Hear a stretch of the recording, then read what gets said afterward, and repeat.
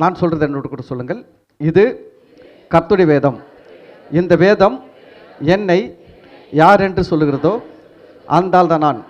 இந்த வேதம் எனக்கு என்னவெல்லாம் உண்டு என்று சொல்லுகிறதோ அதுவெல்லாம் எனக்கு உண்டு.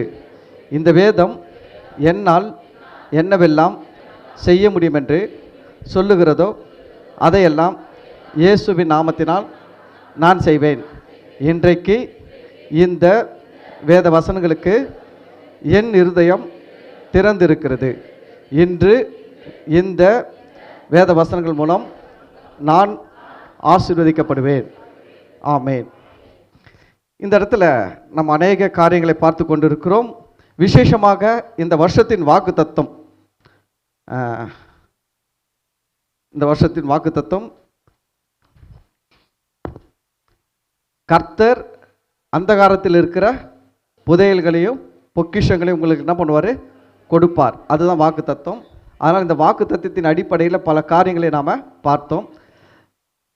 இந்த வாரத்திலிருந்து நான் ஒரு காரியத்தை உங்ககிட்ட பேசணுன்ட்டு விரும்புகிறேன். எனக்கு ஆண்டவர் இந்த ஈஸ்டர் குட் ஃப்ரைடே போகும்போது ஆண்டவர் சில காரியங்கள் எனக்கு உணர்த்துனது என்னென்னா, இயேசு கிறிஸ்து சிலுவையில் பேசிய 7 வார்த்தைகளை குறித்து உங்களிடத்தில் பேச வேண்டும். ஒவ்வொரு வார்த்தையை ஒவ்வொரு வாரம். ஆமென். எதுக்காக இதுனா, இந்த வார்த்தைகளை கேட்டு நீங்கள் முதலாவது இயேசு ஏன் 7 வார்த்தை பேசுகிறான்றதை ஒரு தெளிவடையலாம். ரெண்டாவது, இதை பற்றி பேச உங்களுக்கு வாய்ப்பு கிடைக்கும் பொழுது இதை எடுத்து நீங்கள் என்ன பண்ணலாம்? பேசலாம். ஆமென். அதனால் இயேசு சிலுவையில் 7 வார்த்தைகள் பேசினார். அதில் முதலாவது வார்த்தை மன்னிப்பு. எடுத்துக்கொள்ளுங்கள். ஆதாரமான வசனம் லூக்கா 23வது அதிகாரம் 34வது வசனத்தில் வாசிப்போம். லூக்கா 23வது அதிகாரம் 34வது வசனம். அப்போது இயேசு, பிதாவே, இவர்களுக்கு மன்னியும், தாங்கள் செய்கிறது இன்னதென்று அறியாதிருக்கிறார்களே என்றார். அவருடைய வஸ்திரங்களை அவர்கள் பங்கிட்டு சீட்டு போட்டார்கள். ஆண்டவராக இயேசு கிறிஸ்து சிலுவையில் அறையப்பட்டார். நேற்றல்ல, முந்தா நேற்றல்ல, 2000 ஆண்டுகளுக்கு முன்பு. ஆமென். மறந்து போகக்கூடாது. இயேசு சிலுவையில் அறையப்பட்டது உங்களுக்காக, எனக்காக, நம்முடைய பாவங்களுக்காக இயேசு சிலுவையில் மரித்தார். இயேசு எந்த குற்றமும் செய்யவில்லை. அவரை விசாரித்தவர்கள் சொன்ன ஒரு ஸ்டேட்மெண்ட் என்னன்னா, இவரிடத்தில் எந்த குற்றத்தையும் காணவில்லை. இயேசுவை ஏன் சிலுவையில் அறைந்தார்கள்? அவர் தன்னை தேவனுடைய குமாரன் சொன்னார். அதனால் சிலுவையில் அறைஞ்சாங்க. புரியுதுங்களா? இயேசு எந்த தவறுமே செய்யலை. ஆனால் இயேசுவை சிலுவையில் அறைந்தார்கள். இயேசு சிலுவையில் தொங்கி கொண்டிருக்கிறார். கவனிங்க, யூத சட்டத்தின்படி இயேசு குற்றம் சாட்டப்பட்டார். ரோமர் சட்டத்தின்படி இயேசு குற்றம் சாட்டப்படவில்லை. ஏன்னா ரோம சட்டத்தின்படி, ரோம திட்டத்தின்படி விசாரித்த பிலாத்து சொல்லுகிறார், இவரிடத்தில் நான் ஒரு குற்றத்தையும் காணவில்லை.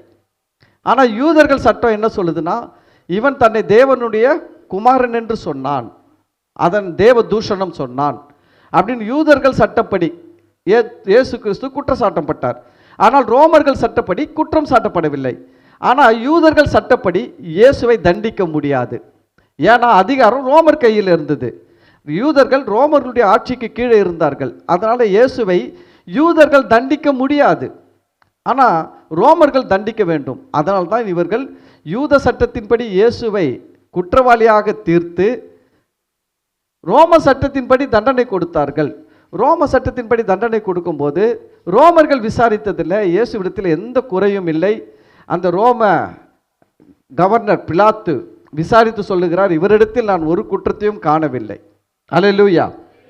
சரி, இயேசு சிலுவையில் பேசின முதல் வார்த்தை, பிதாவே, இவர்களுக்கு மன்னியும், தாங்கள் செய்கிறது இன்னதென்று அறியாதிருக்கிறார்கள். இதில் முதலாவது நாம் தெரிந்து கொள்ள வேண்டிய ஒரு காரியம், யார் யாரை மன்னிக்க முடியும்? யார் யாரங்க மன்னிக்க முடியும்? தப்பு செய்யாதவங்க தப்பு செஞ்சவங்கள மன்னிக்க முடியும். அதுதான் லாஜிக். ஒரு லாஜிக்னா என்னன்னா, ஒரு ஆள் ஒருத்தரை மன்னிக்கணும்னா மன்னிக்கிறவர் தவறு செய்யாதவராக இருக்கணும், மன்னிப்பு வாங்குறவர் தவறு செய்தவராக இருக்கணும். அப்போ இந்த இடத்துல சிலுவையில் பார்க்கும்போது இயேசு இவர்களை மன்னிக்கிறார். இயேசு உண்மையில் குற்றவாளியாக இருந்தால் எப்படி இவங்களை மன்னிக்க முடியும்? இயேசுவால் மன்னிக்க முடியாது. ஏன்னா அவர் தான் குற்றவாளியாச்சே. இயேசு கூட 2 கள்ளர்கள் தொங்குனாங்க. அந்த கள்ளர்கள் சொன்னாங்களா, நாங்கள் உங்களை மன்னிச்சிடும் போங்கயா. ரோமர்களை சொல்ல முடிஞ்சதா? முடியல. ஆனால் இயேசுவால் சொல்ல முடிஞ்சது. காரணம் என்னன்னா, இயேசு தவறு செய்யாதவர். நல்லா கவனிங்க, இயேசு எந்த விதமான சிலுவையில் அறைந்து கொலை செய்யப்படுவதற்கு ஏற்ற எந்த விதமான தவறும் பாவமும் செய்யாதவர் இயேசு. ஆனால் இயேசு சிலுவையில் மரிக்க வேண்டும் என்பது தேவனுடைய தீர்மானம். உலக தோற்றத்துக்கு முன்னாடியே இயேசு அடிக்கப்பட்ட ஆட்டுக்குட்டி என்று வேதம் சொல்லுகிறது. உலக தோற்றத்துக்கு முன்னாடி அடிக்கப்பட்டார்னா, தேவன் ஆதாம் ஏவாளை உருவாக்குறதுக்கு முன்னாடியே இயேசு கிறிஸ்துவை சிலுவையில் மனுஷனுடைய பாவங்களுக்காக மரிக்க செய்ய வேண்டும், அதன் மூலம் ரட்சிப்பை உண்டாக்க வேண்டும் அப்படின்றது தேவனுடைய திட்டம். அதனால்தான் இயேசு சிலுவையில் மரிக்கிறார ஒழிய, இயேசு சிலுவையில் மரிப்பதற்கு ரோமர்களோ யூதர்களோ மட்டும் காரணம் கிடையாது. அப்போ கவனிங்க, இங்கே 2 கூட்டத்தை பார்க்குறோம். ஒரு கூட்டம் இயேசுவை சிலுவையில் அறைய வேண்டும். அந்த கூட்டம் என்னன்னா பக்தி வைராக்கியம், நியாயப்பிரமாணம். நியாயப்பிரமாணத்தின்படி பக்தி வைராக்கியமாக இருக்கிறவங்க கிறிஸ்துவை துன்பப்படுத்துவார்கள். நியாயப்பிரமாணத்தின்படி பக்தி வைராக்கியமாக இருக்கிறவங்க என்ன பண்ணுவாங்க? கிறிஸ்துவை துன்பப்படுத்துவார்கள். இயேசு கிறிஸ்துவை ஏன் யூதர்கள் துன்பப்படுத்தினார்கள், எதிர்த்தார்கள், கொலை செய்ய வரைக்கும் போனாங்கன்னா, அவங்க நியாயப்பிரமாணத்தில் ரொம்ப ஸ்ட்ராங்காக அதில் உறுதியாக இருந்தாங்க. தேவனுடைய ரட்சிப்பு கிருபையை அறியாதவர்களாக இருந்தார்கள். நியாயப்பிரமாணன்றது என்னன்னா, மனுஷன் பாருங்க சில சட்டத்திட்டம் ரூல்ஸ் ரெகுலேஷன்ஸ் வச்சுக்கின்னு அதில் தான் ஸ்ட்ராங்காக நிற்பான். சில பேர் நான் பார்த்துருக்குறேன், சில சர்ச்சில் பார்த்தீங்கன்னா என்ன பண்ணுவாங்கன்னா, மக்கள்கள் எங்கள் பாஸ்டர் சொன்னால் தான், எங்கள் பாஸ்டர் சொல்லிட்டாருன்னா இதுதான் சட்டம் அப்படின்வாங்க. பைபிள் எப்படி இருக்குது அதெல்லாம் ஏற்றுக்க மாட்டாங்க. எப்படி இருந்தாலும் எங்களுக்கு தேவையில்லை, எங்கள் பாஸ்டர் சொல்லிட்டார் அவ்வளோதான். நான் சொல்கிறேன் அது தப்பு. எப்பவுமே பாஸ்டர் பின்னாடி போகக்கூடாது, ஆண்டவர் பின்னாடி தான் போகணும். நீங்கள் ஒரு பாஸ்டர் சொல்லிட்டு தான் கரெக்டுன்னு சொல்லிட்டு போகிறீங்கன்னா நீங்கள் நியாயப்பிரமாணத்தை பின்பற்றுகிறீர்கள், கிறிஸ்துவை பின்பற்றவில்லை. நீங்கள் என்ன பண்ணுவீங்க தெரியுங்களா? உங்களே அறியாமல் கிறிஸ்துவை நீங்கள் வேதனைப்படுத்துவீர்கள். நியாயப்பிரமாணத்தை பின்பற்றுதுன்னா என்ன? பவுல் எடுத்துக்கங்க. பவுல் சொல்கிறாரு, நான் நியாயப்பிரமாணத்தை என்ன பண்ணேன், முழுமையாக நான் ஃபாலோ பண்ணிட்டு வந்தேன். நியாயப்பிரமாணத்தின்படி குற்றம் சாட்டப்படாதவன் பவுல். ஒரு நியாயப்பிரமாணத்தின்படி பக்தி வைராக்கியம் உள்ளவர். ஆனால் அவர் என்ன பண்ணார்? கிறிஸ்தவர்களை துன்பப்படுத்தினார். ஏன் நியாயப்பிரமாணத்தை ஃபாலோ பண்ண பவுல் கிறிஸ்துவை துன்பப்படுத்தினார்? அந்த கிறிஸ்துவை ஏற்றுக்கொண்டவர்கள் யார்? அன்னைக்கு யூதர்கள் தான். பவுலும் யூதர் தான், இயேசு கிறிஸ்துவை ஏற்றுக்கொண்டவர்களும் யூதர்கள் தான். ஆனால் இந்த பவுல் யாரை துன்பப்படுத்துறாரு? இயேசுவை ஏற்றுக்கொண்டவர்களை துன்பப்படுத்தினார். காரணம் என்ன? நியாயப்பிரமாணம் கிறிஸ்துவை துன்பப்படுத்தும். நியாயப்பிரமாணத்தை பேசுகிறவங்க, நியாயப்பிரமாணத்தை ஃபாலோ பண்ணுறவங்க யாருக்கு எதிராக செயல்படுவாங்கன்னா, இயேசுடைய வார்த்தைகளுக்கு, இயேசுடைய போதனைகளுக்கு எதிராக செயல்படுவாங்க. இயேசு நியாயப்பிரமாணம் அல்ல. இப்போ நியாயப்பிரமாணத்தின்படி பார்த்தீங்கன்னா இயேசு என்ன பண்ணியிருக்கணும்? இவங்கள மன்னிச்சிருக்கக்கூடாது. என்ன பண்ணியிருக்கணும்? நியாயப்பிரமாணத்தின்படி கண்ணுக்கு கண் பல்லுக்கு பல். ஒரு கண்ணை எடுத்தால் இன்னொரு அவன் கண்ணை எடுத்துடணும். அவன் ஒரு பல்லை உடைச்சா அவனு பார்த்து எந்த பல்லு உடைச்சானோ அதே மாதிரி அவன் பல்லையும் உடைச்சிடணும். இதுதான் நியாயப்பிரமாணம். புரியுதுங்களா? ஆனால் இயேசு இங்கே மன்னிக்கிறார். இதுதான் கிருபை. ஆனால் நியாயப்பிரமாணத்தை பேசுகிறவர்கள் என்ன பண்ணுவாங்கன்னா, இயேசு கிறிஸ்துவை துன்பப்படுத்துவாங்க. கிருபையை பேசுகிறவங்களை துன்பப்படுத்துவாங்க, கிருபையை பேசுகிறவங்களை நிந்திப்பாங்க, கிருபையை பேசுகிறவங்களை எதிர்ப்பாங்க. ஏன்னா இது அப்போத்திலேருந்து அப்படி தான் வருது. நியாயப்பிரமாணத்தை அவங்க ஃபாலோ பண்ணதுனால்தான் கிறிஸ்துவை சிலுவையில் அறைந்தாங்க. பவுல் நியாயப்பிரமாணத்தில் பக்தி வைராக்கியமாக இருந்ததுனால்தான் யூதர்கள் இயேசுவை ஏற்றுக்கொண்ட பிறகு ஏற்றுக்கொண்ட யூதர்களை, கிறிஸ்தவர்களாய் மாறின யூதர்களை பவுல் துன்பப்படுத்துகிறாரு. காரணம் என்ன? நியாயப்பிரமாணம். நியாயப்பிரமாணன்றது என்ன? இன்னைக்கு நீங்கள் எவ்வளோ பேர் நியாயப்பிரமாணம் ஃபாலோ பண்ணுறீங்க எனக்கு தெரியாது. ஆன்லைனில் பார்க்குறவங்க எத்தனை பேர் நியாயப்பிரமாணத்தை ஃபாலோ பண்ணுறீங்க? நான் சொல்கிறேன், நியாயப்பிரமாணம்னா என்னென்னா, சட்ட திட்டங்களை வச்சுக்கின்னு இதுதான் என்னை வாழ வைக்கும்னு சொல்கிறீங்க பார்த்தீங்களா, அதுதான் நியாயப்பிரமாணம். கிருபைன்றது என்னென்னா, நியாயப்பிரமாணத்தை இயேசு சிலுவையில் நிறைவேற்றி முடித்து விட்டார். நான் நியாயப்பிரமாணத்தின் சாபங்களுக்கெல்லாம் நீங்களாக்கி விடுதலையாக்கப்பட்டிருக்கிறேன். நியாயப்பிரமாணம்னா என்ன தெரியுங்களா? நீங்கள் இதை செய்தால் இது உங்களுக்கு கிடைக்கும், இதை செய்யாவிட்டால் இந்த தண்டனை வரும். இதுதான் நியாயப்பிரமாணம். நீங்க ஜெபம் பண்றது கிறிஸ்துவின் கிருபையை புரிந்து கொண்டு ஜெபிக்கிறீங்களா, இல்லை ஒரு நியாயப்பிரமாணப்படி ஜெபிக்கிறீங்களா? நியாயப்பிரமாணப்படி ஜெபிக்கிறவங்க எப்படி இருப்பாங்க? நான் ஜெபிச்சா எனக்கு ஆண்டவர் கொடுப்பாரு, ஜெபிக்கலைன்னா என் காலை உடைப்பாரு. காலையில் 4 மணிக்கு எழுந்திரிச்சு நான் ஜெபிச்சா எனக்கு என்ன வரும்? ஆசீர்வாதம் வரும். நான் 6 மணிக்கு ஜெபிச்சா சாபம் வரும். அப்படின்னு நீங்கள் ஒரு எண்ணத்தோடு வாழ்ந்தீங்கன்னா நான் சொல்கிறேன், நீங்கள் நியாயப்பிரமாணத்தில் இருக்கிறீங்க. நீங்கள் இயேசு கிறிஸ்துவின் போதனையில் வரவே இல்லை. இன்னும் இயேசு கிறிஸ்துவின் போதனையை நீங்கள் புரிஞ்சிக்கல. நீங்கள் என்ன பண்ணுவீங்க? உங்கள் பக்கத்து வீட்டில் இருக்கிற அக்கத்து வீட்டில் இருக்கிற மற்ற கிறிஸ்தவங்களை உங்கள் வார்த்தைகளினால என்ன பண்ணுவீங்க? துன்பப்படுத்துவீங்க. எப்படி துன்பப்படுத்துவீங்க? நீலாம் ஒரு கிறிஸ்தவனா? நீ என்ன ஜெபம் பண்ண? நீ எத்தனை மணிக்கு ஜெபம் பண்ண? நீ எத்தனை ஹவர் ஜெபம் பண்ண? அப்படின்னு சொல்லி நீங்கள் என்ன பண்ணுவீங்கன்னா அவனை வந்து வேதனைப்படுத்துவீங்க. அப்போது பிரமாணன்றது என்னன்னா, நான் இதை செய்தால் எனக்கு இது கிடைக்கும், செய்யாவிட்டால் தண்டனை கிடைக்கும். நல்லா கவனிக்க. பிரமாணன்றது என்ன? நியாய பிரமாணம். செய்தால் இது கிடைக்கும், செய்யாவிட்டால் தண்டனை கிடைக்கும். கிறிஸ்துவின் பிரமாணம், கிறிஸ்துவின் பிரமாணம் கிருபை என்ன பண்ணிச்சுன்னா, நீங்கள் எதெல்லாம் செய்ய முடியாமல் இருந்ததோ அதையெல்லாம் இயேசு உங்களுக்காக சிலுவையில் செய்து முடித்து விட்டார். அல்லேலூயா. உங்களால் எதெல்லாம் செய்ய முடியாது. இப்போ 4 மணிக்கு எழுந்திரிச்சு ஜெபம் பண்ணால் உங்களுக்கு இந்த ஆசீர்வாதம் இருக்குதுன்னு வச்சுக்கோங்க. ஆனால் உங்களால் ஜெபம் பண்ண முடியல. ஆனால் இயேசு அதை நிறைவேற்றி முடித்து அந்த ஆசீர்வாதத்தை நீங்கள் அவரை ஏற்றுக்கொள்ளும்போது அவர் உங்களுக்கு இலவசமாய் கிருபையினால் விசுவாசத்தின் மூலம் கொடுக்கிறார். இதுதான் கிருபை. அப்போ நீங்கள் கிறிஸ்தவர்கள் இயேசுவை ஏற்றுக்கொண்டு நியாயப்பிரமாணத்தின்படி இருந்தீங்கன்னா நீங்கள் இயேசுவை துன்பப்படுத்துகிறவர்களாக இருப்பீங்க. ஏன் இயேசுவை சிலுவையில் அறைஞ்சாங்க? அங்கே பிரச்சனை என்ன? அவங்க ஃபாலோ பண்ணது நியாயப்பிரமாணம், இயேசு போதித்தது கிருபை. யோவான் 1வது அதிகாரம் 17வது வசனத்தில் என்ன சொல்றதுன்னு பார்த்தீங்கன்னா, நியாயப்பிரமாணமும் தீர்க்க தரிசனமும் மோசையின் மூலமாய் வந்தது.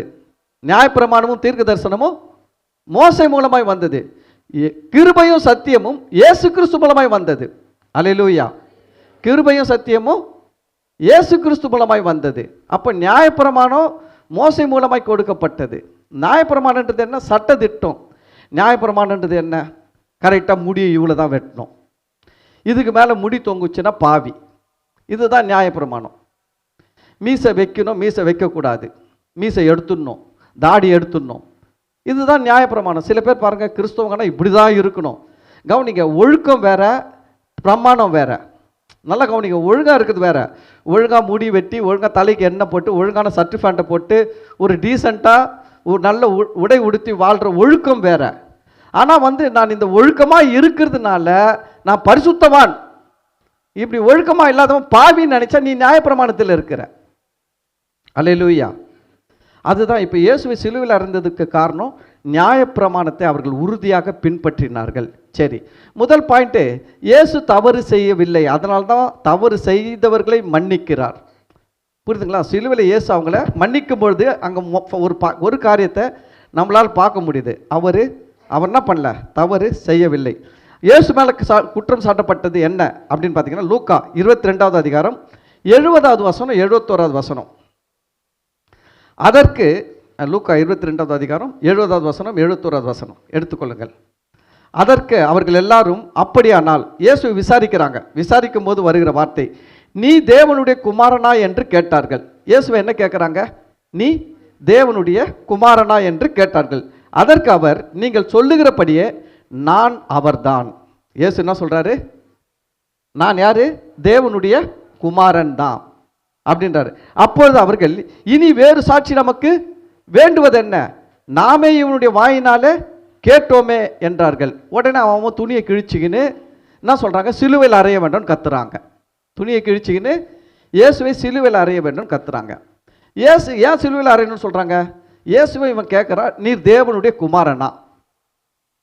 இயேசு என்ன சொல்றாரு? தேவனுடைய குமாரன். நல்லா கவனிங்க.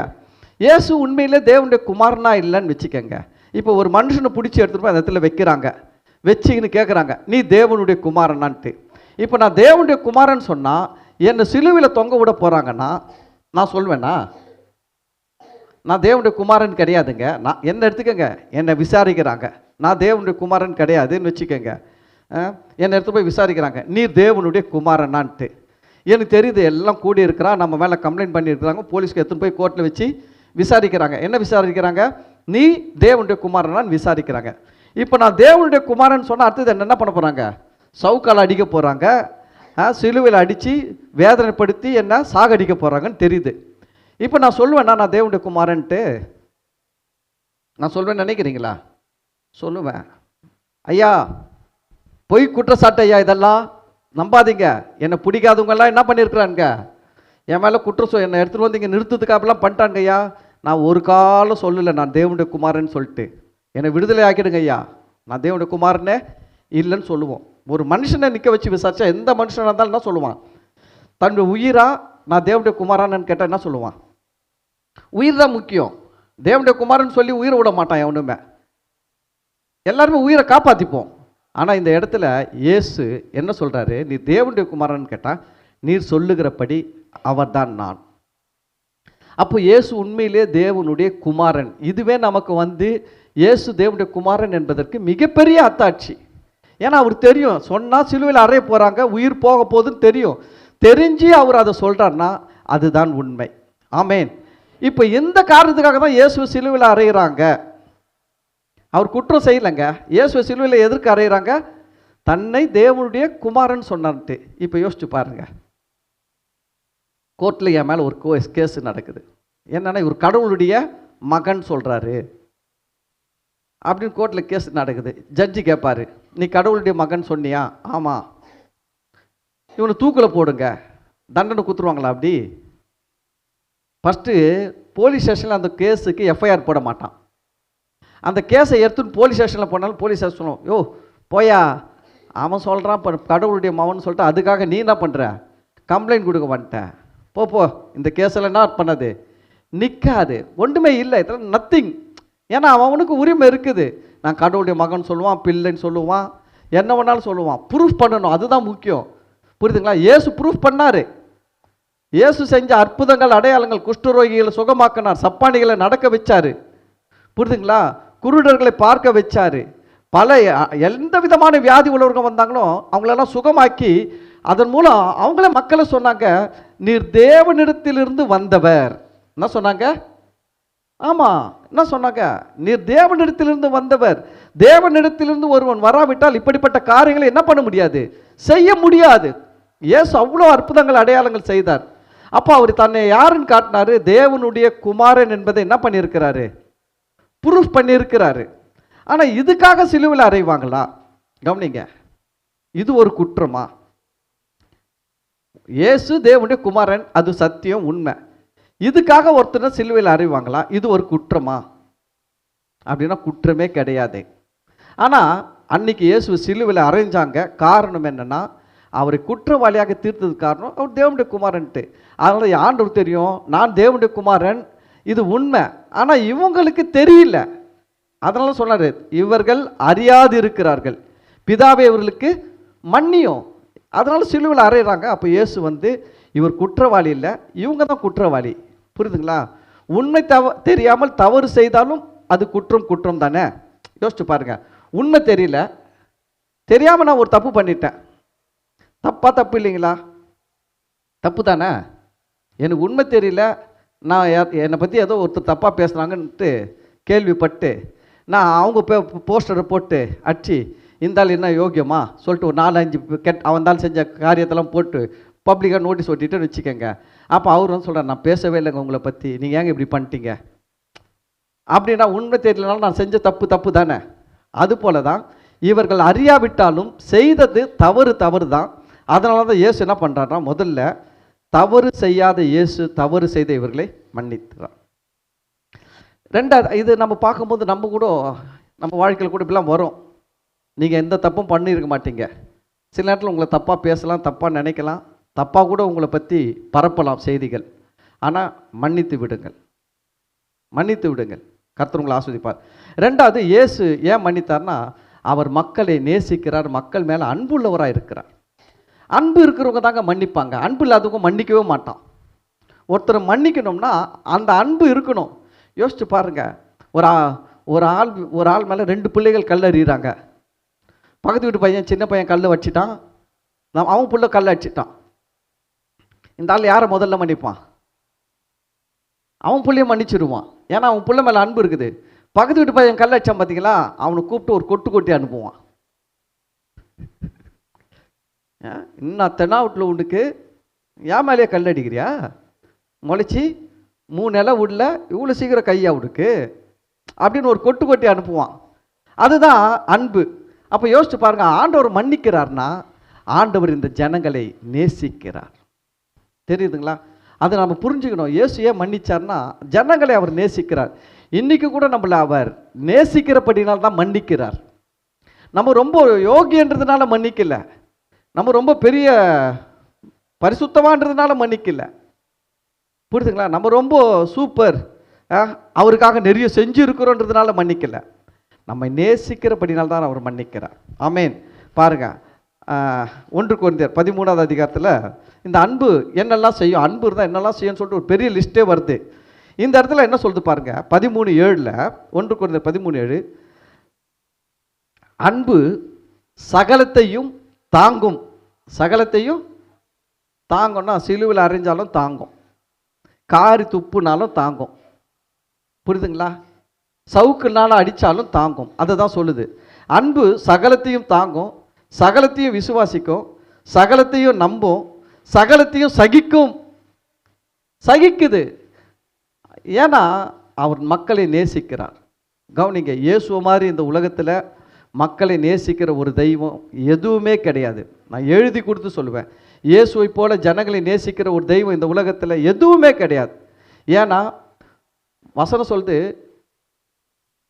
ஒருத்தன் நேசிக்கிறத அதிகபட்சமாக எதில் காட்டலாம் அப்படின்னா அவனுடைய ஜீவனை கொடுக்கறது தான் கடைசி, ஹையஸ்ட்டு.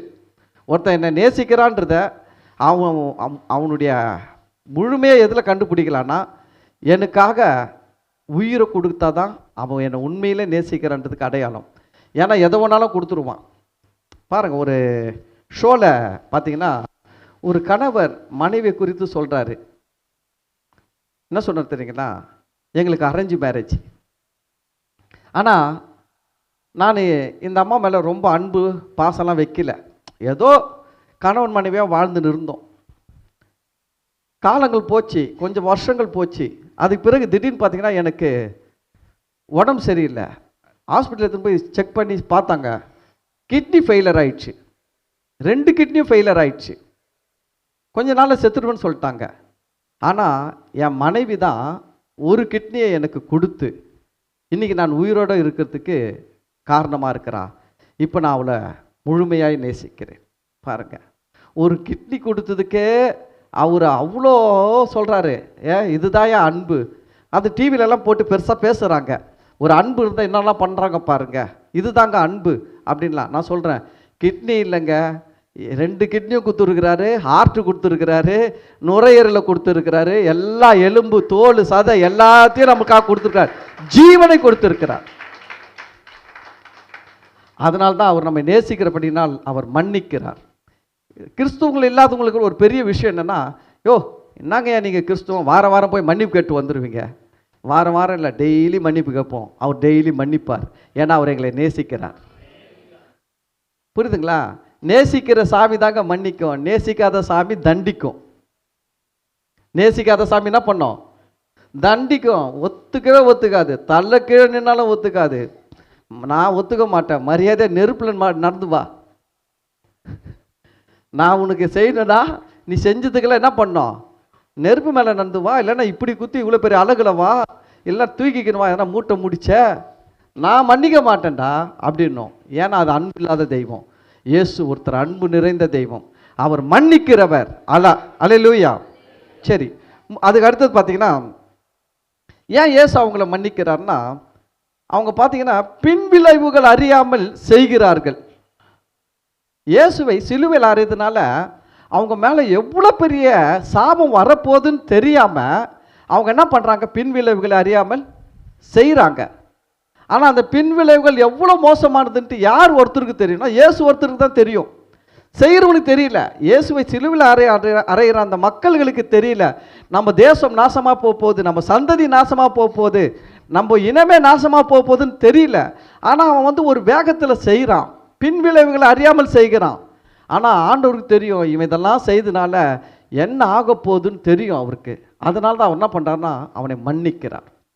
யோசிச்சு பாருங்க, ஒரு பெரிய ஆஃபீஸர், பெரிய ஆஃபீஸர்னு வச்சுக்கோங்க. அவர் சொன்னார்னா போலீஸ்காரங்க பிடிச்சி உங்களை என்ன பண்ணுவாங்க, பொய் கேஸ் கூட போட்டு 7 வருஷம் உள்ளே போட்டுருவாங்கன்னு வச்சுக்கோங்க. அவ்வளோ பெரிய பெரிய ஆஃபீஸர் பஸ்ஸில் ஏறுறாரு. நீ ஒன்றும் கிடையாது. ஏறி அவர் இட்டுட்டு ஒரு முறைச்சி நேயா தள்ளி போயா அப்படின்னு சொல்கிற. அவ்வளோ பெரிய ஆஃபீஸர் நினச்சா அவங்க என்ன பண்ணலாம், அடுத்த பஸ் ஸ்டாண்ட்லேயே போலீஸுக்கு ஃபோன் பண்ணி வர வச்சு இறக்கி தூக்கி லாக்கப்பில் வைக்க முடியும். அவ்வளோ பவர் இருக்குது. ஆனால் அவர் என்ன பண்ணுவார் தெரியுங்களா, மன்னிச்சிருவார். ஏன் தெரியுமா, நான் யாருன்ட்டு இவனுக்கு தெரியல. புரியுதுங்களா? நிறைய நேரத்தில் எப்போ மன்னிக்க முடியும் தெரியுங்களா, நம்ம யாருன்றத அவன் சரியாகவே தெரிஞ்சிக்கல அப்படின்ற ஒரு அறிவு நமக்கு வந்துடுச்சுன்னு வச்சுக்கோங்களேன், மன்னிச்சிருவோம். நம்மக்கிட்ட இவன் பேசுறதுனால இவனுக்கு எவ்வளோ நம்மளால் செய்ய முடியும்ன்ட்டு எனக்கு தெரியும், எனக்கு பவர் இருக்குது. ஆனால் அவனை பண்ணக்கூடிய அளவுக்கு எனக்கு வல்லமை இருக்குது, பவர் இருக்குது. ஆனாலும் அவன் தாங்க மாட்டான். அவன் என்ன பண்ண மாட்டான், தாங்க மாட்டான். அதனால் நான் என்ன பண்ணுறேன், மன்னிச்சிரு. சில பேர்லாம் பாருங்க சொல்லுவாங்க, போ யாருக்கிட்ட மோதுன்னு தெரியாமல் என்ன பண்ணுகிற, மோதின்கிற, போய் என்ன பண்ணு, ஆகுற வேலையை கவனி அப்படின்றானா. அதுதான் மன்னிப்பு. அவனுக்கு தெரியும், நான் நினச்சான்னா கூப்பிட்டு இப்போ என்ன பண்ண, ஒரு 20 பேரை கூப்பிட்டு வந்து வீட்டு உள்ளே பூந்து எல்லாத்தையும் உடச்சி போட்டுற முடியும், உன் காலை கையை கூட உடைச்சிட முடியும். என்கிட்ட அவ்வளோ என்ன இருக்குது, சப்போர்ட் இருக்குது. ஆனால் நீ என்ன பண்ணுற, அது தெரியாமல் என்கிட்ட வந்து மோதின்னு இருக்கிற. அவன் பாருங்க என்ன பண்ணுறான், மன்னிச்சுட்டு போகிறான். நீ யாருக்கிட்ட பேசுறதுன்னு தெரியாமல் பேசினுக்கிற போன்ட்டு. இயேசு அப்படி தாங்க, அவங்க பின் விளைவுகளை தெரியாமல் இயேசுவில் சிலுவையில் அறையிறாங்க. ஆனால் இயேசு அறிந்திருக்கிறார், அதனால தான் அவரை மன்னிச்சாரு. பாருங்க ஏசாயா 43:10 வசனம் சொல்லுது, இயேசு கடவுள், ஆனால் அவங்க தெரியாமல் சிலுவையில் அறையிறாங்க. ஆனால் இங்கே ஏசாயா 43:10 சொல்லுது, நானே அவர் என்று நீங்கள் உணர்ந்து என்னை அறிந்து விசுவாசிக்கும்படிக்கு நீங்களும் நான் தெரிந்து கொண்ட என் தாசனும் எனக்கு சாட்சிகளாக இருக்கிறீர்கள் என்று கர்த்தர் சொல்கிறார். எனக்கு முன் ஏற்பட்ட தேவன் இல்லை, எனக்கு பின் இருப்பதும் இல்லை.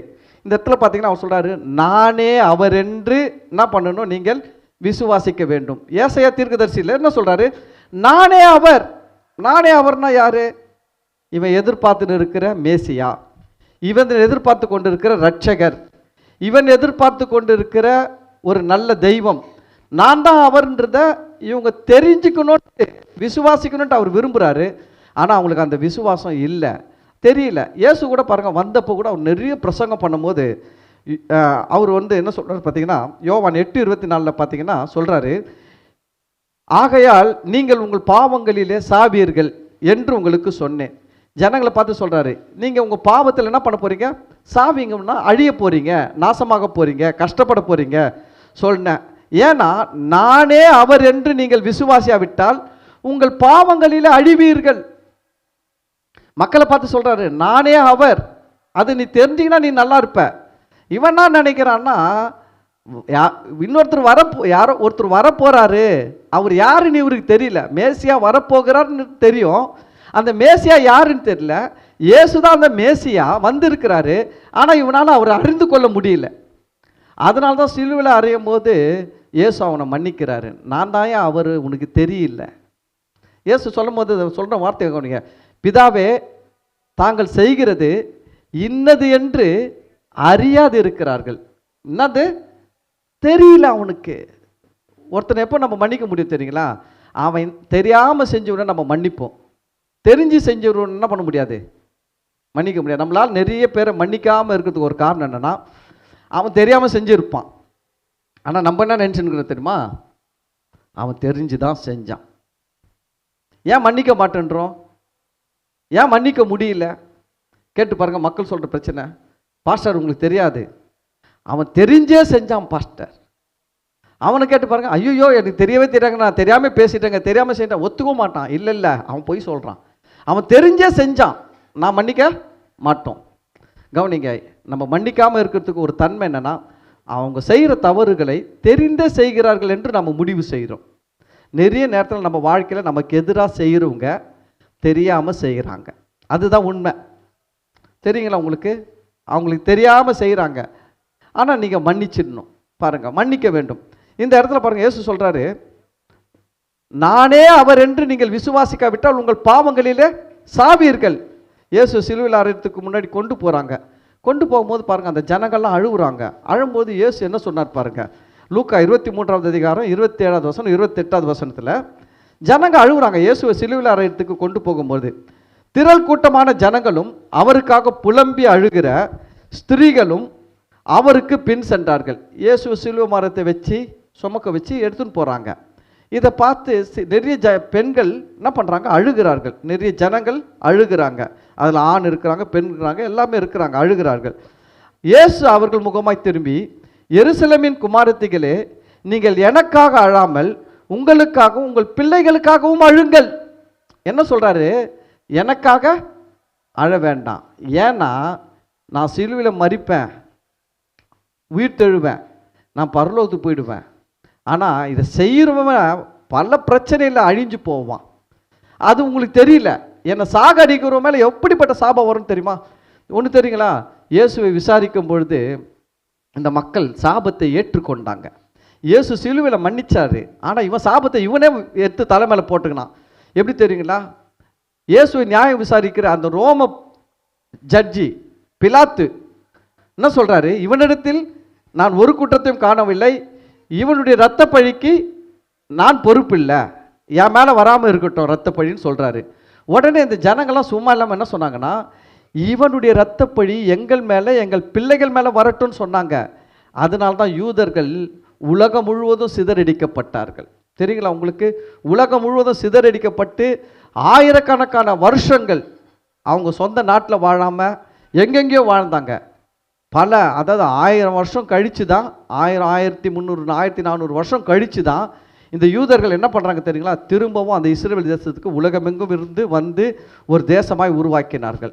அந்த இரத்தப்பழி எங்கேருந்து வந்துச்சு? இவங்க உலகம் முழுவதும் சிதறடிக்கப்பட்டாங்க. தீத்துராயன் என்கிற ஒரு அரசன் வந்து என்ன பண்ணான்? யூதர்களை சிதறடிச்சான். அந்த தேவாலயத்தெல்லாம் இடித்து போட்டான், ஒன்றும் இல்லாமல் ஆக்கி விட்டான், மண்ணடாவாக ஆக்கிட்டான் எருசலேமே. எங்கேருந்து வந்துச்சு இந்த சாபம்? அந்த ஜனங்கள் தங்கள் வாயினால் சொன்னாங்க, இவனுடைய இரத்தப்பழி எங்கள் மேலே எங்கள் பிள்ளைகள் மேலே இருக்கட்டும் அப்படின்னாங்க. ஆனால் இயேசுக்கு தெரியும், தாங்க மாட்டீங்க. அதனால தான் அவர் என்ன பண்ணுறாரு? மன்னித்தார். அதுக்கு அடுத்தது 4வது, சமாதானத்தை விரும்புகிறவர்கள் மன்னிப்பார்கள். அல்லேலூயா. எப்பவுமே ஒரு ஆள் மன்னிக்கிறான்னா அந்த ஆள் சமாதானத்தை விரும்புகிறவன். சமாதானத்தை விரும்பாதவன் என்ன பண்ண மாட்டான்? மன்னிக்கவே மாட்டான். பார்த்துக்கலாம். நஷ்டமாயிடையா, பரவாயில்ல, நான் என் நகையை விற்றாது போலீஸ் ஸ்டேஷனுக்கு கட்டுவேன். அவனை என்ன பண்ண மாட்டேன்? மன்னிக்க மாட்டேன். கடன் வாங்கியாவது நான் என்ன பண்ணுவேன்? போலீஸ் ஸ்டேஷனுக்கோ ரவுடிக்கோ கொடுப்பேன். ஆனால் என்ன பண்ண மாட்டேன்? அவனை மன்னிக்க மாட்டேன். கவனிங்க, சமாதானத்தை விரும்புகிறவர்கள் மன்னிப்பார்கள். வசனம் சொல்லுது, சமாதானத்தை விரும்புகிறவர்கள் தேவனுடைய புத்திரர் எண்ணப்படுவார்கள். இயேசு பார்த்தீங்கன்னா அவருடைய சமாதானத்தை நம்மளுக்கு கொடுத்துட்டு போகிறேன்னு சொல்கிறாரு. யோவான் 14:27 பார்த்தீங்கன்னா, சமாதானத்தை உங்களுக்கு வைத்து போகிறேன். பைபிளில் நீங்கள் திருப்பாதீங்க, அங்கே டிவியில் போடுவாங்க, லைனாக பார்த்துக்கங்க. ஏன்னா நான் எடுத்துகிட்டு வந்ததை பேசுறதுக்கு எனக்கு டைம் இல்லை. 14:27 யோவான் 14வது அதிகாரம் 27, சமாதானத்தை உங்களுக்கு வைத்து போகிறேன், என்னுடைய சமாதானத்தை உங்களுக்கு கொடுக்கிறேன், உலகம் கொடுக்கிற பிரகாரம் நான் உங்களுக்கு கொடுக்கிறதில்லை, உங்கள் இருதயம் கலங்காமலும் பயப்படாமலும் இருப்பதாக. இயேசு என்ன பண்ணியிருக்கிறாரு? சமாதானத்தை கொடுக்க வந்தேன்னு சொல்கிறாரு. உலகம் கொடுக்கிற சமாதானம் இல்லை, உலகத்தால் கொடுக்க முடியாத சமாதானம். இயேசு இந்த உலகத்தில் வந்ததே பார்த்தீங்கன்னா, பிதாவாகிய தேவனுக்கும் மனுஷர்களுக்கும் இடையில் என்ன இல்லைன்னா சமாதானம் இல்லை. பிதாவாகிய தேவனுக்கும் மனுஷர்களுக்கும் இடையில் என்ன இல்லை? சமாதானம் இல்லை. இவர் மத்தியஸ்தராக வந்தார். இவர் எப்படி வந்தார்? மத்தியஸ்தராக வந்தார். மத்தியஸ்தராக வந்து என்ன பண்ணார்? சமாதானம் பண்ணார். ஒரு சண்டை நடக்குது, இவன் அவனை அடிச்சுப்பான், இவன் அவனை அடிச்சுக்கிற, 2 பேரும் கொஞ்ச நேரம் ஆச்சு, இவங்க தலை உடையும், அவனுக்கு கால் உடையும். கொஞ்ச நேரம் கழிச்சு என்ன ஆகும்? இவன் அடுத்த 3 மாதம் தலையில் கட்டு போட்டு சுற்றுவான், இவன் அடுத்த 3 மாதம் காலில் கட்டு போட்டு சுற்றுவான். இதை தெரிஞ்ச ஒருத்தர் வந்து என்ன பண்ணுறாரு? நடுவில் நின்று, எப்பா போப்பா போப்பா, எப்பா போப்பா போப்பா, அப்பா விடுப்பா விடுப்பா, ஆடா இதெல்லாம் ஒரு பெரிய விஷயம், போப்பா நீ அப்படின்னு சமாதானம் பண்ணி வைக்கிறார். பார்த்தீங்களா? அவருக்கு தான் தெரியும் பிரச்சனை என்னன்ட்டு.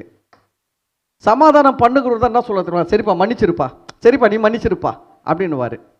சமாதானத்தை விரும்பாதவங்க மன்னிக்க மாட்டாங்க. சமாதானத்தை விரும்பாதவங்க என்ன பண்ணுவாங்க, கொளுத்தி விட்டு போவோம். வந்து என்னதான் இருந்தாலும் அது உன்னை பேசி இருக்கக்கூடாது, நீ சும்மா இருக்கிற, நான் இருந்தால் என்ன பண்ண மாட்டேன், உன்னை மாதிரி இருக்க மாட்டேன் அப்படின்னு கொஞ்சம் எண்ணெய் ஊற்றி விட்டு போவோம். எரியிற விளக்கில் சொல்லுவாங்க தெரியுங்களா, எரியிறதுல எண்ணெய் வேற ஊற்றுறது.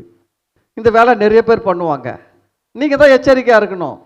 நீங்கள் எப்படி இருக்கணும், சமாதானம் பண்ணுகிறவர்களாக இருக்கணும், சமாதானத்தை விரும்புகிறவர்களாக இருக்கணும். சரி விடு, போய் தொலைகிறான். ஒன்றே ஒன்று தான் நமக்கு முன்னாடி இருக்குது. இயேசுவை சிலுவையில் அறைஞ்ச அவனையே இயேசு மன்னிச்சிட்டாருன்னா இவன் என்ன சிலுவையில் போட்டு நான் தொங்க விட்டுருக்கிறான். கேவலமாக பேசிட்டான் 2 வார்த்தை.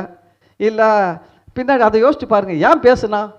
நீங்கள் நல்லா இருக்குது கண்ணு பிடிக்கல, நீங்கள் நல்லா இருக்குது கண்ணு பிடிக்கல, நீ ஆசீர்வாதமாக இருக்குது அவனால் தாங்கிக்க முடியல, அதனால உன்னை பற்றி தப்பு தப்பாக பேசுகிறான்.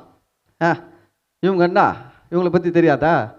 இவங்க எப்படி வந்தாங்க இந்த கண்ணகி நகருக்குன்னு எங்களுக்கு தெரியாதா? இவங்க ஆரம்பத்தில் என்ன சாப்பிட்டாங்கன்னு தெரியாதா? இப்போ இதெல்லாம் வந்துடுச்சு, பேசுவான். நான் சொல்கிறேன், போவாதீங்க, விடுங்க. அவனுக்கு வந்து பொறாமை ஆகாது, அது அப்படி தான் பேசும். நீங்கள் சமாதானத்தை விரும்புங்க. நீங்கள் சொல்லுங்கள் ஒரே வார்த்தை, ஆண்டவரை நீங்கள் பார்த்துன்னு இருக்கிறீங்க, நீங்கள் கேட்டுன்னு இருக்கிறீங்க, நான் மன்னிச்சிடறேன் ஆண்டவரே. அவ்வளோ மன்னிச்சுட்டு போயினே இருங்க. நீங்கள் சமாதானத்தை விரும்புகிறவங்க மன்னிங்க. அல்லேலூயா.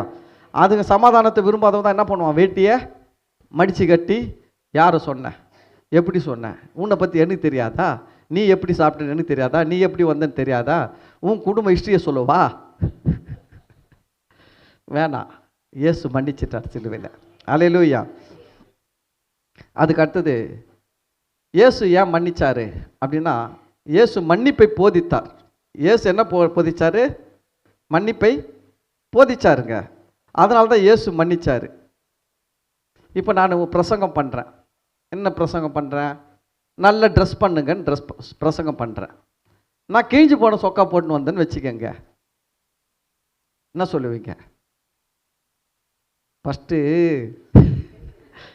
நீங்கள் நல்லா ட்ரெஸ் பண்ணுங்க அப்படி தானே சொல்லுவீங்க. ஃபஸ்ட்டு நீங்கள் ட்ரெஸ் பண்ணிடுவாங்க, அப்புறமா என்ன பண்ணுதுங்க, எங்களுக்கு பேசுங்க சொல்லுவீங்களா, சொல்ல மாட்டீங்களா? அப்போது இயேசு மன்னிப்பை போதிச்சாருங்க. இயேசு சிலுவையில் மன்னிக்கலைன்னா இன்றைக்கி ஒரு கிறிஸ்தவ கூட மன்னிக்கவே மாட்டாங்க யாரையுமே. என்ன சொல்லலாம் தெரியுங்களா, இயேசு சிலுவையில் என்ன பண்ணார் பற்றியா, அவனை சிலுவையில் அரைஞ்சவனால என்ன பண்ணார், ஒரு பூமி அதிர்ச்சி விட்டு காலி பண்ணாருங்க. மன்னிச்சாரா? நான் எதுக்கு மன்னிக்கணும் கேட்பான். அதுதான் இயேசு போதிச்சாரு, அதை அவர் மன்னிச்சாரு. என்ன போதிச்சார் பாருங்க, லூக்கா 17:4 வந்து கேட்குறாங்க, நாங்கள் எத்தனை முறை மன்னிக்கணும், எப்படி மன்னிக்கணும்?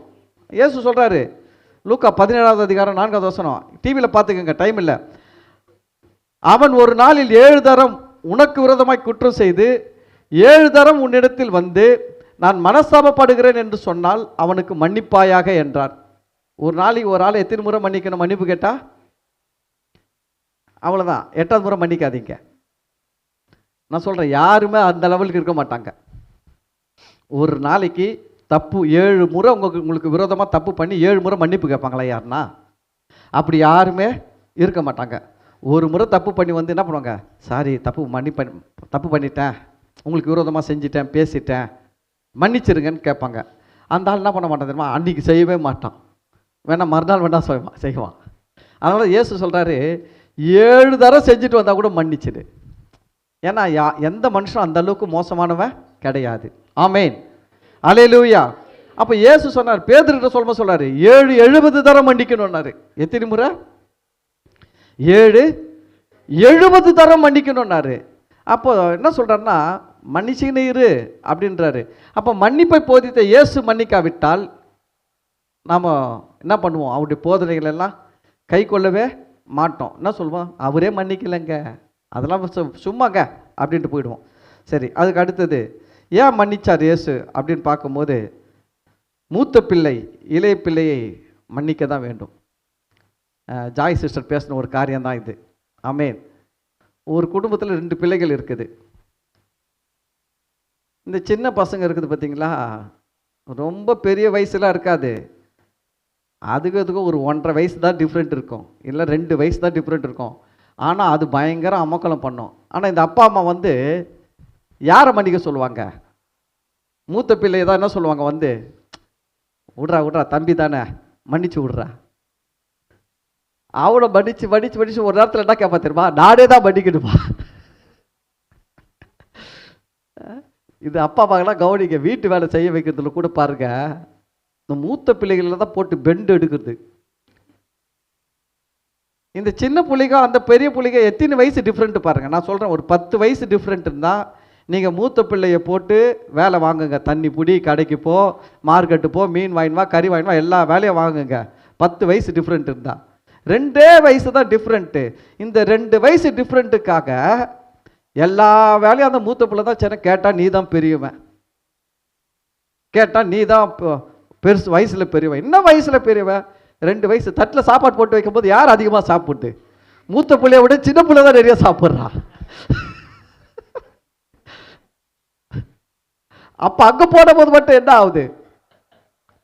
அப்ப மட்டும் அண்ணன் பெருமைன்னா அவன் தானே நிறைய சாப்பிடா, நீ தம்பி கொஞ்சமா சாப்பிட்றான்னு சொல்றது இல்ல, தம்பிக்கு தான் நிறைய போட்டு தள்ளுது. சாப்பிட்றா சாப்பிட்றா, ஓர வஞ்சனை. ஆமா, சொல்லிட்டேன், இது மாதிரிலாம் பண்ணக்கூடாது. ஒரு முறை கடைக்கு ஒருத்தனை அனுப்புனா அடுத்த முறை இன்னொருத்தனை அனுப்புங்க, தம்பி அனுப்புங்க, மாற்றி மாற்றி அனுப்புங்க. ஒரு நாள் அண்ணன் தண்ணி பிடிச்சானா மறுநாள் தம்பி தண்ணி பிடிக்க வைங்க. வேலையை பிரித்து கொடுத்து செய்ய வைங்க. பாயை எடுத்து வச்சா பெட்ஷீட் அவனை மடித்து வைக்க சொல்லுங்க. அவன் வீடை பெருக்கா இவனை பாப்பா போட சொல்லுங்க. புரியுதுங்களா? சும்மா பெரிய பையன் சின்ன பையன் சொல்லிட்டு, ஏன்னா நான் ரொம்ப பாதிக்கப்பட்டிருக்கிறேன். எங்க வீட்டில் பெரிய பையன் நான். எங்களுக்கு எங்க தம்பிக்கு 1.5 வயசு தான் டிஃப்ரெண்ட்.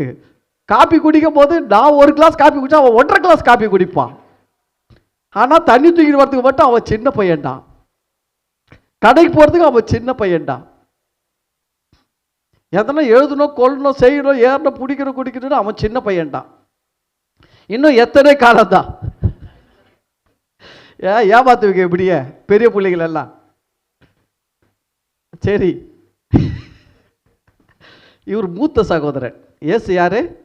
மூத்த சகோதரன். அதனால என்ன பண்ணிட்டார்? தம்பிகள் எல்லாம் மன்னிச்சிட்டார். அல்லேலூயா, அல்லேலூயா. அதற்கு ஆதாரமாக வசனம் எபிரேயரில் எபிரேயரில் பாருங்கள், நான் படிக்கிறேன். 2வது அதிகாரம் 12வது வசனம் 13வது வசனம். உம்முடைய நாமத்தை என் சகோதரருக்கு அறிவித்து சபை நடுவில் உம்மை துதித்து பாடுவேன் என்றும், நான் அவரிடத்தில் நம்பிக்கையாக இருப்பேன் என்றும், இதோ நானும் தேவன் எனக்கு கொடுத்த பிள்ளைகளும் என்று சொல்லியிருக்கிறார். பாருங்க, இயேசு பற்றிய தீர்க்க தரிசனம். என் சகோதரருக்கு அறிவித்து, தேவனுடைய நாமத்தை இயேசு யாருக்கு அறிவிப்பாரா? யார சகோதரர் சொல்றாரு? நம்மை தான், மக்களை தான் சொல்றார் சகோதரன்ட்டு. அல்லேலூயா. அப்போ இவர் மூத்த சகோதரன். சின்ன பையனை என்ன பண்ணிட்டாரு? மன்னிக்கணும், மன்னிச்சிட்டாரு. நான் சொல்றேன், மன்னிக்கிறவங்க பெரியவங்க, பெரிய ஆளு. அல்லேலூயா. அப்போ சண்டாச்சுன்னா அவன் நான் மன்னிக்க மாட்டேன் அப்படின்னா நீங்க இன்னும் சின்ன பையனா ஆகுறீங்க. மன்னிச்சிட்டு பெரிய ஆள் ஆயிடுங்க. அல்லேலூயா, அல்லேலூயா. சரி, அதுக்கு அடுத்தது, முதிர்ச்சி இருக்கிறவங்க தான் முதிர்ச்சி இல்லாதவங்களை மன்னிப்பாங்க. முதிர்ச்சி இருக்கிறவங்க, பக்குவம் இருக்கிறவங்க பக்குவம் இல்லாதவனை மன்னிப்பான். என்ன, அதை ஞாபகம் வச்சுக்கோங்க. அதுக்கு அடுத்தது, மறுமை மீது நம்பிக்கை உள்ளவர்கள் மன்னிப்பார்கள். அதாவது பழி வாங்க நினைக்காதவங்க தான் மன்னிப்பான். பழி வாங்கணுன்ற எண்ணம். இப்போ இயேசு சிலுவையில் இருக்கிறாரு, ஏன் இவனை மன்னிக்கிறாரு?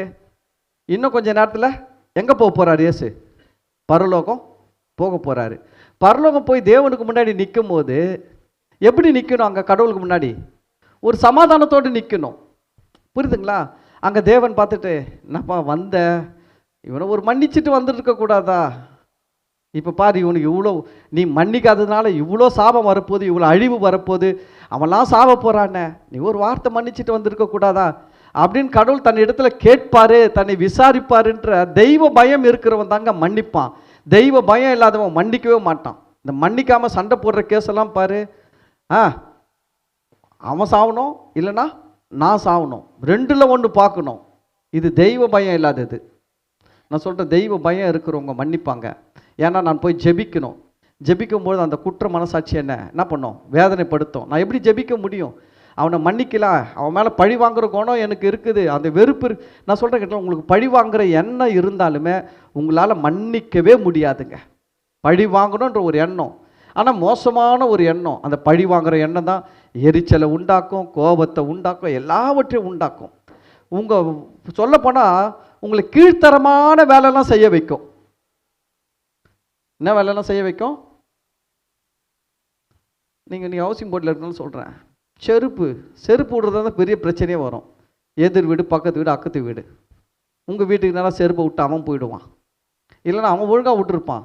இந்த நாயோ பூனையோ வந்து தள்ளி விட்டு போயிடும் உங்கள் வீட்டுக்கா. நீங்கள் கதவு திறந்தால் உங்கள் வீட்டில் இருக்க செருப்பு இருக்கும். என்ன சொல்லி தெரியுமா? எவ்வளோ திமிர் பற்றியா, அவன் வீட்டாண்ட அவ்வளோ இடம் இருக்கும்போது எங்கே செருப்பை விட்டுட்டு போய்க்கிறான். என் வீட்டு வாசற்படியில் செருப்பு விட்டானா தூக்கி போட்டுறான் அந்த பக்கம், ஜன்னல் பக்கம்.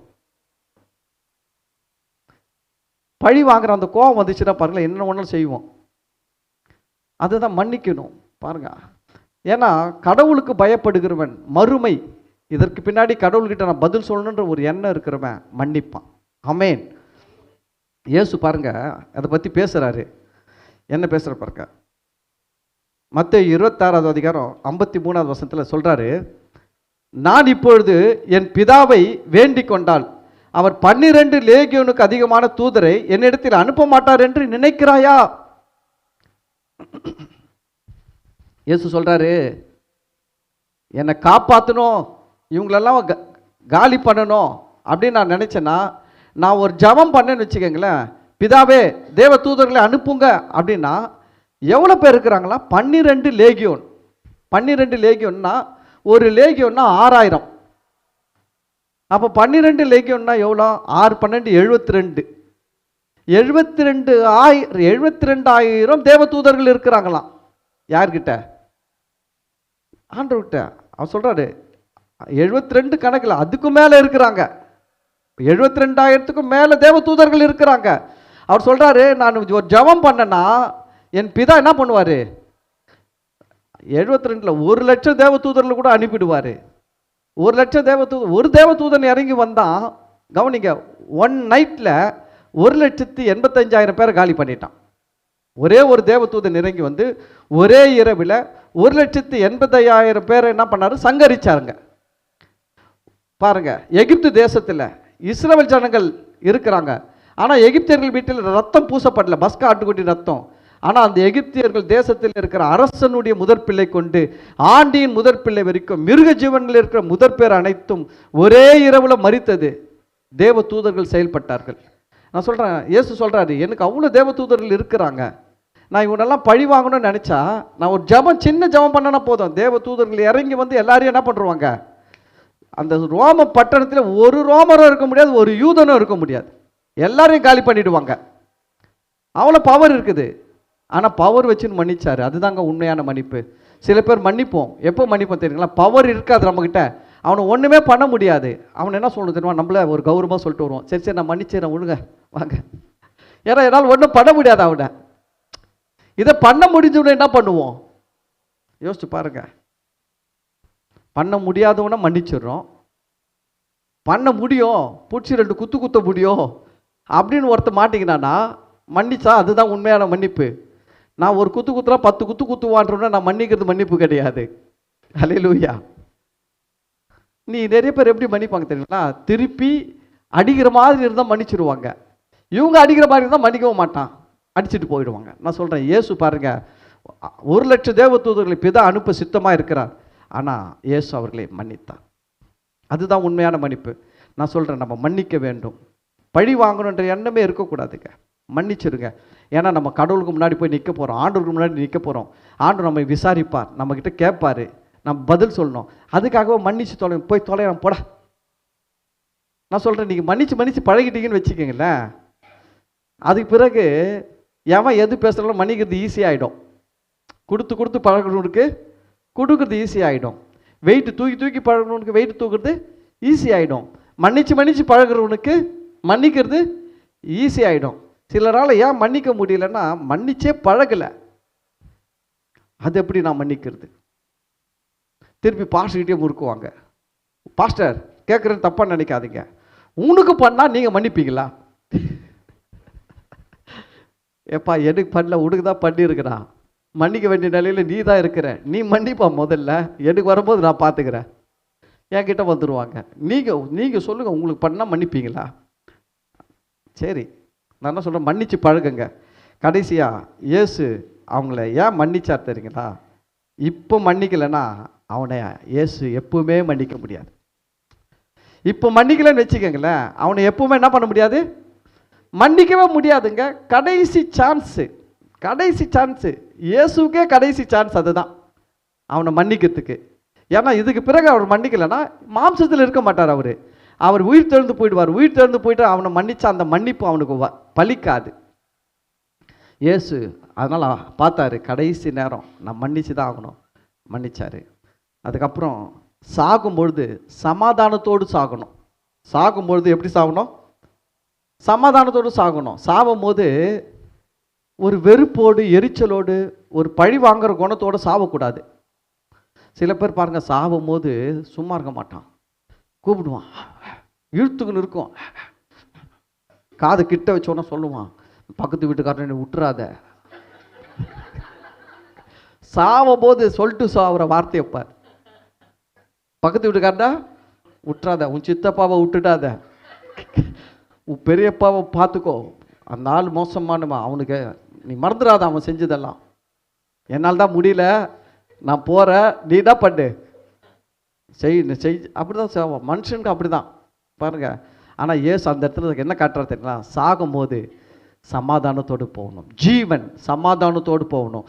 ஜீவன் சமாதானத்தோடு போகணும்னா நீங்கள் மன்னிச்சாதாங்க உங்கள் ஜீவன் சமாதானத்தோடு போகும். மன்னிக்கலைன்னா உங்கள் ஜீவன் எப்படி போவோம்? சமாதானத்தோடு போவது சஞ்சலத்தோடவே போயின்னு இருக்கும். அவன் பண்ணான். இந்த சாகிற நேரத்தில் நிறைய யோசனைகள் வரும். இந்த படுத்த படிக்கையாக இருக்கும் போது தான். ஏன்னா நிறைய டிவி பார்க்க முடியும், அது இது எதுவும் இருக்காத, படுத்துன்னு யோசிப்பாங்க, எவன்லாம் என்னன்னா பண்ணான்,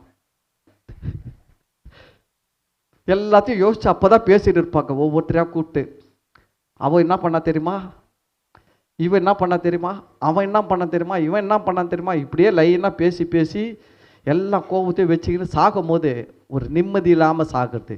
இயேசு ஏன் மன்னிச்சார்னா, அவர் மரணத்துக்குள்ளே போகிறார், ஒரு நிம்மதியோடு போகணும். அல்லேலூயா. அப்போ மன்னிப்பு எவ்வளோ முக்கியம் பாருங்கள். நான் பேசினேன், இதை எல்லாத்தையும் எடுத்து நீங்கள் ஒரு சப்ஜெக்டை எடுத்து கூட என்ன பண்ணலாம், ஒரு வாரங்கள் பேச முடியும். உங்கள் கையில் நான் கொடுத்துட்டேன், நீங்கள் இன்னும் அதிகமாக தியானிங்க, இன்னும் அதிகமாக பேசுங்க. கர்த்தர் உங்களை ஆஸ்வதிப்பார். இந்த நாளில் ஒரு காரியத்தை பெற்றுக்கொண்டு போங்க, இயேசு மன்னித்தது போல நாமும் மன்னிப்போம். ஆமென். அல்லேலூயா. நாம் எல்லாரும் எழுந்து நிற்போம், நாம் ஜெபிக்கலாம்.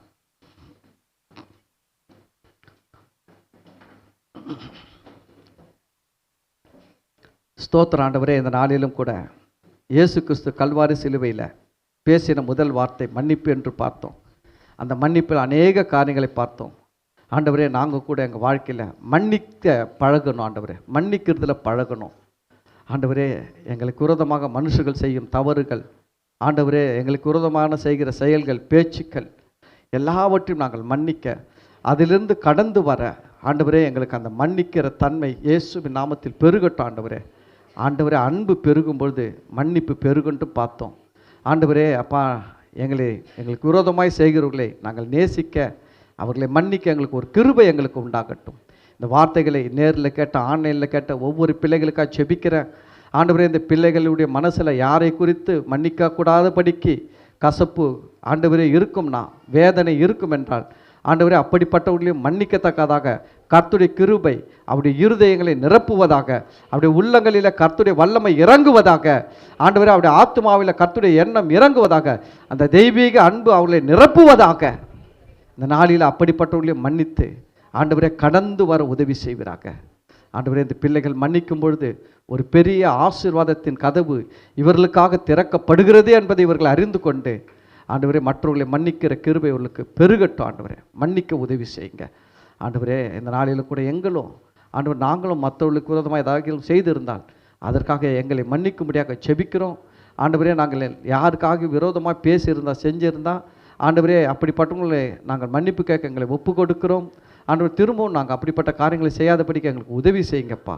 அதே போல் எங்களுக்கு விரோதமாக பேசினவங்களை செஞ்சவங்களை ஆண்டவரே நாங்கள் மன்னிக்கிறோம்.